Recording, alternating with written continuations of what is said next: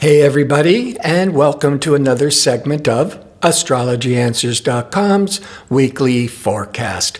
My name is Terence. The week begins on Monday, January the 29th, 2024. Overall, this is a relatively upbeat, positive week. There aren't any major difficult transits. There are several very positive ones. So let's start with Monday. We're always looking to the moon because the moon sets the public tone, the public reactions. And on the 29th, on Monday, the moon will start the work week in Virgo.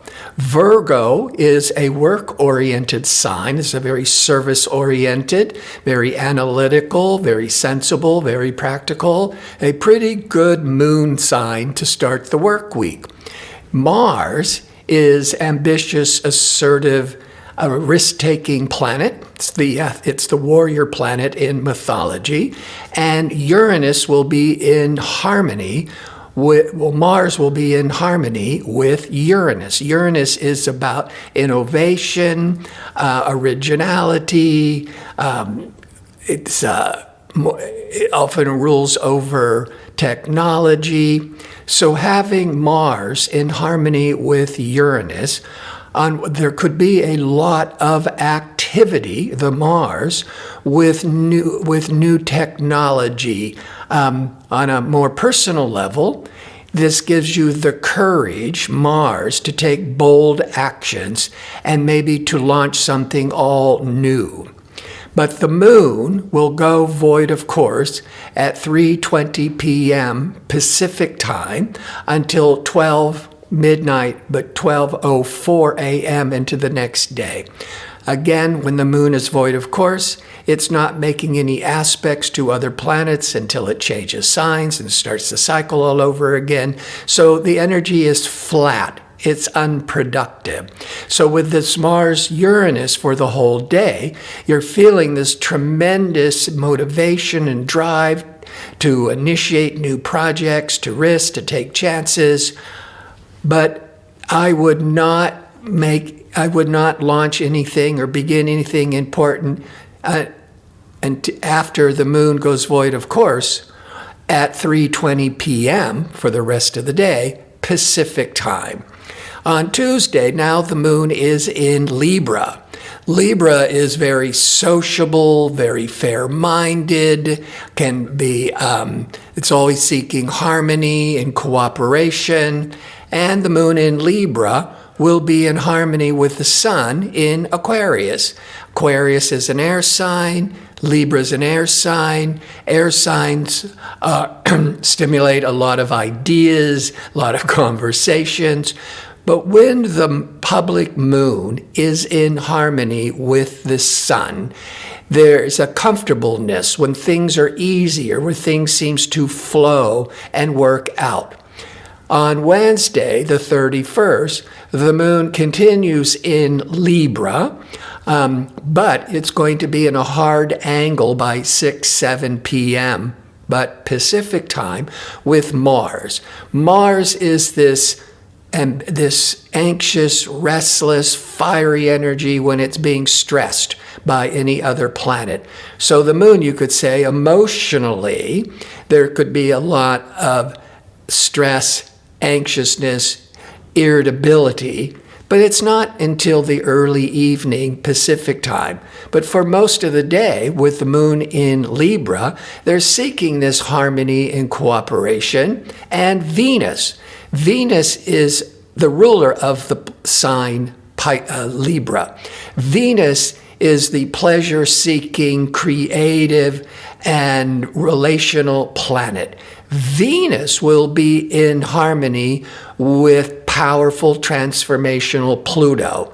This could be a very favorable day, except for that hour or two with the moon Mars, but overall can be a very favorable day for making a deeper connection in your love life, or certainly feeling more connected and supported by friendships.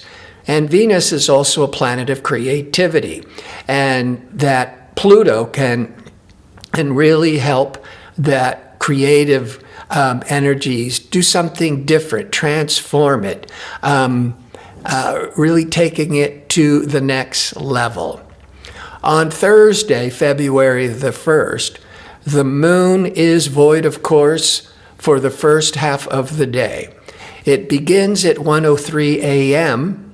Pacific time until 12:37 p.m. Pacific time, at which point that unproductive moon in Libra that's void, it's good for just continuing what you've been doing, stick to your routine, just don't introduce anything important that's new until the moon starts the new cycle. It goes into Scorpio, 12:37 p.m. Pacific time, at which point, as it goes into Scorpio, that first hour or two, early afternoon Pacific time, the moon, the emotional moon, will be squaring or a hard angle to Pluto.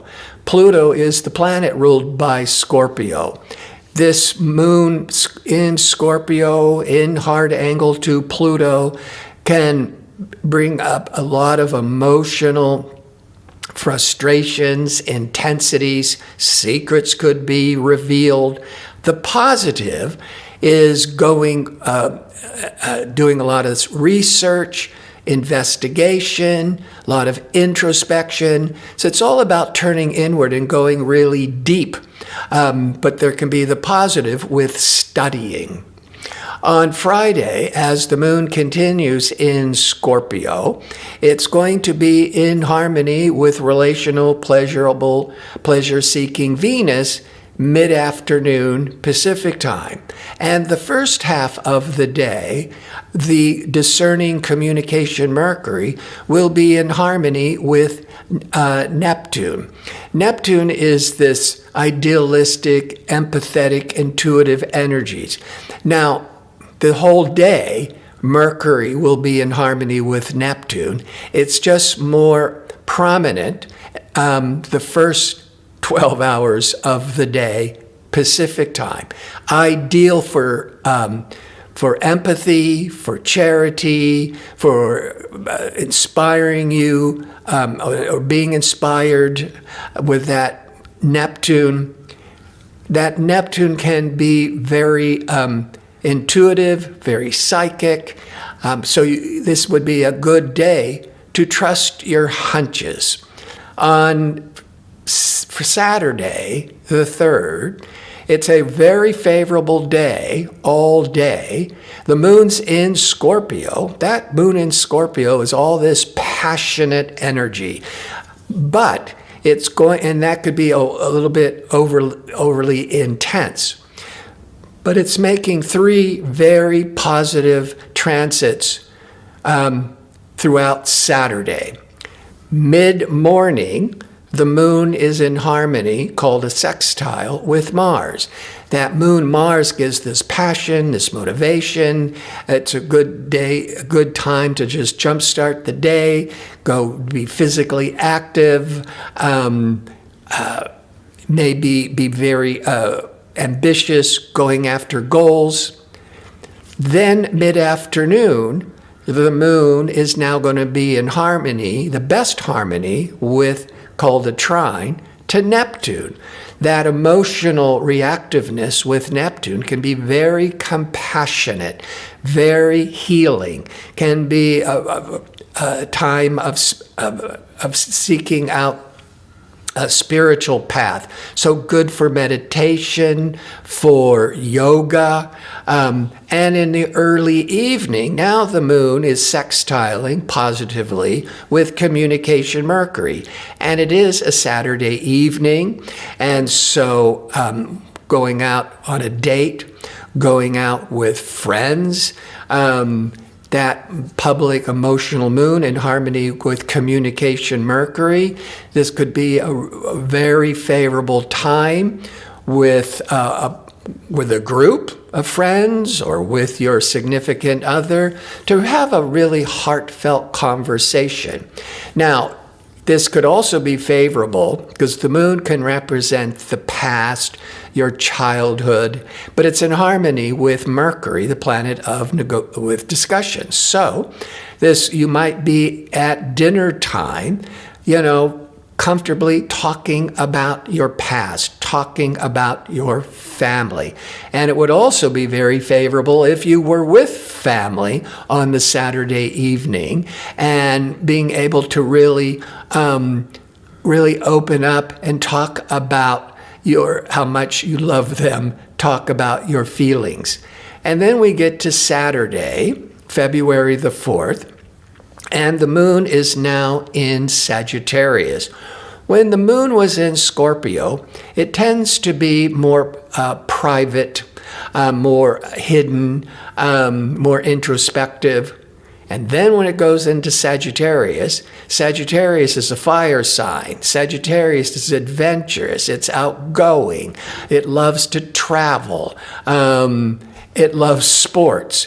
So this whole day, now that the moon on Sunday is in Sagittarius, can have this enthusiasm, this exuberance, but late morning, around 11 to 12 p.m. Pacific time, the moon will hit up against restricted Saturn.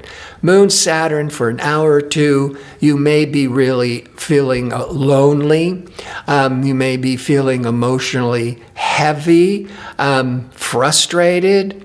Remember, this too shall pass. It only lasts for an hour or two. On a more positive, you might be feeling this need to take on extra responsibility, Saturn, with your family, the moon.